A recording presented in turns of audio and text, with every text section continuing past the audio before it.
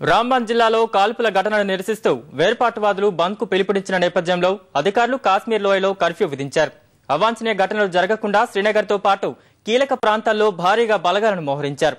ముందు జాగ్రత్త చర్యగా జమ్మూ శ్రీనగర్ జాతీయ రహదారిని మూసివేసిన అధికారులు అమర్నాథ్ యాత్రను తాత్కాలికంగా రద్దు చేశారు.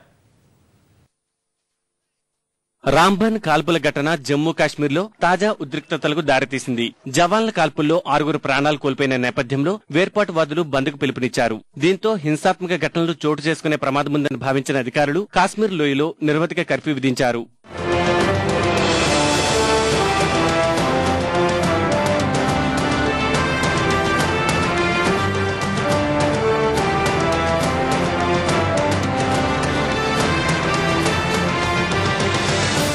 కర్ఫ్యూ నేపథ్యంలో ఉదయం నుంచే అధికారులు శ్రీనగర్ సహా కాశ్మీర్ లోయలోని ప్రధాన పట్టణాలన్నింటిలోనూ భారీగా బలగాలను మోహరించారు. సిఆర్పీఎఫ్ జవాన్లు పోలీసులను రంగంలోకి దింపి రోడ్లపై ముళ్లకంచెలు ఏర్పాటు చేశారు. నిరసనలకు అవకాశమిస్తే లోయలో శాంతి భద్రతల పరిస్థితి అదుపు తప్పే ప్రమాదముందని భావించిన అధికారులు అలాంటి పరిస్థితులు తలెత్తకుండా ఉండేందుకే కర్ఫ్యూ విధించినట్లు తెలిపారు. కర్ఫ్యూతో శ్రీనగర్ సహా ప్రధాన పట్టణాల్లోని దుకాణాలన్నీ మూతపడగా రహదారులు నిర్మానుష్యంగా మారాయి.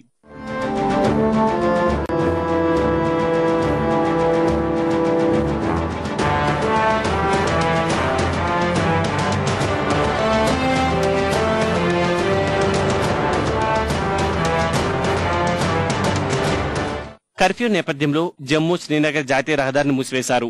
దీంతో నిత్యం రద్దీగా ఉండే జాతీయ రహదారిపై రాకపోకలు పూర్తిగా నిలిచిపోయాయి. అటు కర్ఫ్యూ దృష్ట్యా అమర్నాథ్ యాత్రను కూడా తాత్కాలికంగా రద్దు చేశారు.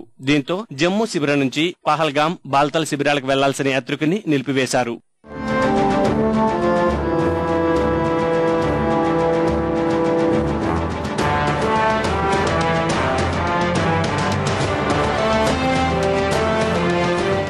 రాంబన్ జిల్లా సాంగల్దాన్ గ్రామ సరిహద్దు భద్రతా దళంపై గురువారం స్థానికులు దాడికి యత్నించడంతో జవాన్లు కాల్పులు జరిపారు.